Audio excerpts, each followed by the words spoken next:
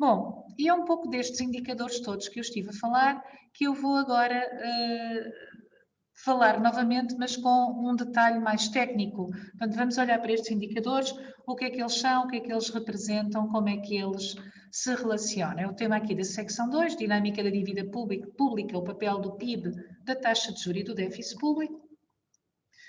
Vamos começar justamente pelo déficit público para chegarmos à conclusão que há 3 fatores centrais que condicionam a evolução da dívida pública em percentagem do PIB, que nós vamos representar aqui por um B. Serão eles o déficit primário, a taxa de crescimento do PIB real e a taxa de juro real. Vamos lá. Ora bem, o déficit público corresponde, numa economia, à diferença entre receitas e despesas públicas. Estamos aqui a falar do déficit público total.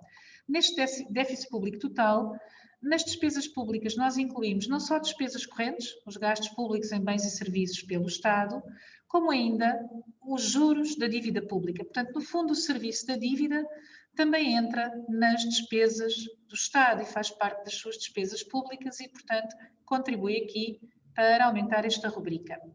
As receitas públicas são, sobretudo, impostos líquidos de transferências para as famílias e, portanto, resultam bastante da capacidade de funcionamento do sistema fiscal. O déficit é, assim, a diferença entre receitas e despesas, que, como eu disse, tem estas duas componentes, despesas correntes e serviço da dívida pública. Isto é importante porque mais à frente nós vamos ver que quando nós não consideramos o serviço da dívida, nós temos aqui receitas correntes menos despesas correntes e este é o nosso déficit primário. Os saldos primários que estamos sempre a falar não incluem o serviço da dívida, são pura e simplesmente receitas correntes menos despesas correntes. Bom, os governos não podem ter orçamentos desequilibrados, não pode haver uma situação em que as receitas sejam inferiores às despesas e o governo fica por pagar um conjunto de despesas, sejam elas correntes, seja juros da dívida pública, e como tal, cada vez que há um déficit, o governo tem que pagar esse déficit recorrendo a um conjunto de fontes de financiamento que poderiam ser a criação monetária, portanto emitir moeda, o clássico, nós vamos aqui falar, a aquisição de títulos de dívida pública, que serão normalmente emitidos e vendidos às famílias, às empresas, através de bancos, naturalmente, cada vez mais, e a alienação do património do Estado, portanto, vender, no fundo, empresas públicas, edifícios públicos, também pode servir para saldar os déficits.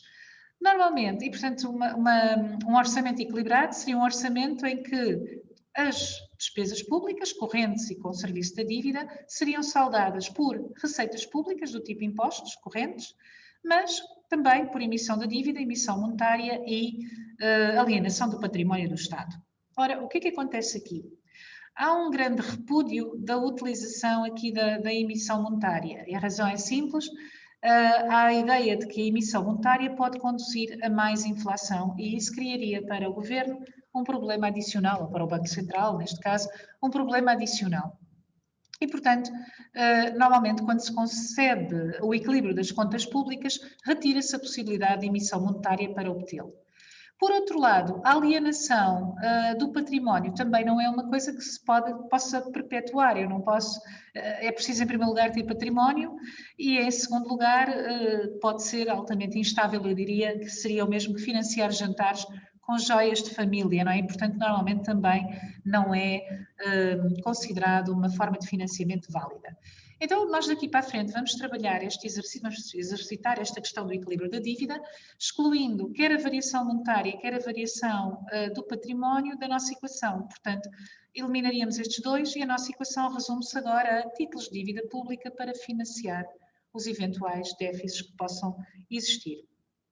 Bom, então se o Estado se financiar só através de dívida pública, como se diz aqui, a nossa equação resumir-se-ia, como eu referi anteriormente, e o que nos interessa considerar não é tanto o valor absoluto da dívida ou o valor absoluto do déficit, esses são naturalmente importantes, mas interessa-me perceber mais bom, a economia cabo-verdiana produz num ano quanto de produto interno bruto, qual é o seu produto ao longo de um ano, esse produto teria que ser utilizado quantas vezes para pagar a dívida pública? Uma vez, portanto 100%, uma vez e meia, 150%, qual é o rácio da dívida pública em percentagem do PIB? É isto que me interessa quando eu quero considerar o problema da dívida. Então, o mais comum é pegar nesta equação e dividi-la pelo PIB, PIB nominal, e depois, procedendo aqui a uma série de simplificações a que eu vos vou poupar, porque não teríamos tempo, teríamos aqui algum tempo de volta dela, nós ficamos com uma situação em que vemos que se eu tiver, imagina, a economia cabo-verdiana tem este ano uma dívida de 100.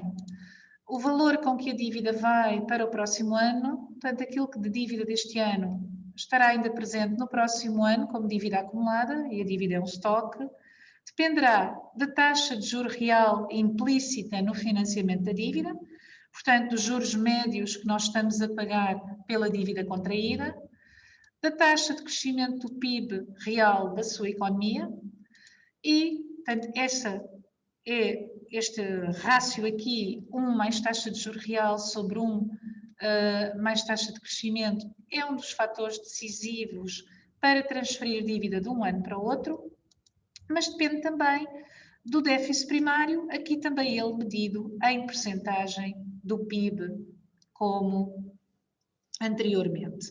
Portanto, nós temos aqui 3 fatores, como eu tinha dito anteriormente, que vão determinar a evolução da dívida. A taxa de juros real, a taxa de crescimento do PIB e os déficits primários.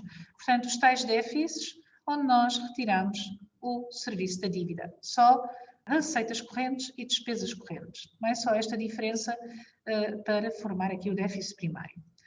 Ora bem, através desta análise e desta equação, porque é que nós gostamos tanto desta equação? Porque ela é muito mágica em termos daquilo que são as nossas principais preocupações em termos de dívida, na medida em que aqui este rácio, 1 mais taxa de juros sobre 1 mais taxa de crescimento do PIB, vai determinar se a dívida deste ano vai com um peso superior para o próximo ano ou com um peso inferior.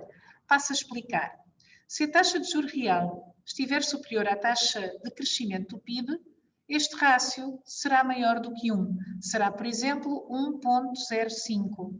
Bom, então, a minha dívida este ano é 100. No ano que vem, esta dívida já passará a contar para o estoque de dívida do ano seguinte como 105, 1,05 vezes 100. Portanto, a dívida cresce. Se, pelo contrário, a minha taxa de juros real e a minha taxa de crescimento ditarem aqui um rácio inferior a 1, por exemplo, 0,95, para o ano, a dívida que eu levo de um ano para o outro, assumindo que esta começa por ser 100, será inferior. Reparem, teria 100 a multiplicar por 0,95, só transponho para o ano seguinte 95% da dívida que eu tinha contraído e acumulado até aqui e que estava ainda por pagar, não é? Por saldar, por amortizar. Para além disso, o déficit primário é aqui uma espécie de alavanca que faz aumentar também a dívida. Mas o que eu queria frisar aqui é que, no fundo, esta relação é muito importante, é o que aparece aqui neste neste slide seguinte. O rácio entre a taxa de juros e a taxa de crescimento do PIB é decisivo. Quando a taxa de juro está acima da taxa de crescimento do PIB, a dívida pública tende a disparar, tende a acumular ao longo do tempo.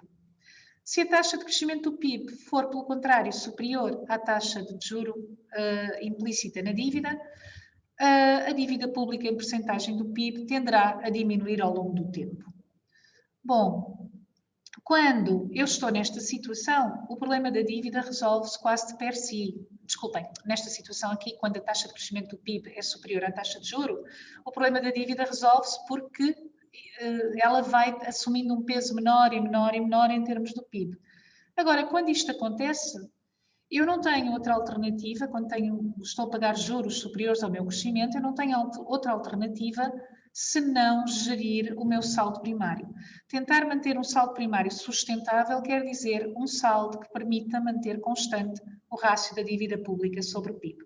Ou seja, diminuir os meus déficits primários e até preferencialmente passá-los a excedentes primários para ir resolvendo o problema da dívida, para ir pagando a dívida. Nós podemos assim calcular o saldo primário que garantiria qual seria o rácio da dívida pública sobre o PIB constante, e nós vemos que este saldo primário depende também ele das variáveis que já tínhamos invocado, a taxa de juro, a taxa de crescimento do PIB e o próprio nível da dívida pública. Será diferente pagar uma dívida de 100 de pagar uma dívida de 200, e é isso que reflete o facto desta variável estar aqui. Chamamos ainda à diferença entre o saldo primário que uma economia efetivamente verifica e o saldo primário que deveria verificar para garantir a sustentabilidade da dívida pública, chamamos a esta diferença o hiato do saldo primário. As nossas variáveis estão calculadas em termos reais, mas nós sabemos que as taxas de juros muitas vezes contratualizam-se em termos nominais, normalmente é assim que se faz, e, portanto, o peso que a inflação pode ter na diferenciação entre uma taxa de juros nominal e uma taxa de juros real, portanto, a forma como a inflação diminui o valor da taxa de juro real, não é? No sentido em que nós temos uma taxa de juro nominal contratualizada, por exemplo, de 10. Se a inflação for 5, a minha taxa de juro real é só da ordem dos 5%, enquanto eu contratualizei uma taxa de juro nominal de 10. Portanto, a inflação também ela pode nos ajudar a resolver o problema da dívida através, por exemplo, do efeito que tem na taxa de juro, como aqui referido. Ora bem, são condições assim para reduzir a dívida em percentagem do PIB. A primeira, que eu gosto mais e ponho em primeiro lugar, acelerar o crescimento económico, que eu acho que é uma coisa que, apesar de tudo, é possível para economias que estão em fase de crescimento e de desenvolvimento importante.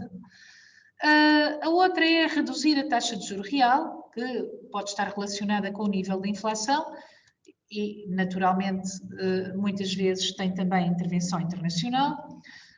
A outra é evitar a depreciação da taxa de câmbio. Sempre que a dívida externa está denominada em moeda estrangeira, a depreciação cambial tem um efeito negativo sobre a dívida, no sentido em que aumenta a dívida para pagar. Para além disso, a outra forma é melhorar o saldo primário, mobilizando receitas e otimizando os passivos. E depois, para além disso, aquela que nós queremos não ter que recorrer, o incumprimento da dívida ou o perdão da dívida em situações extremas e excepcionais.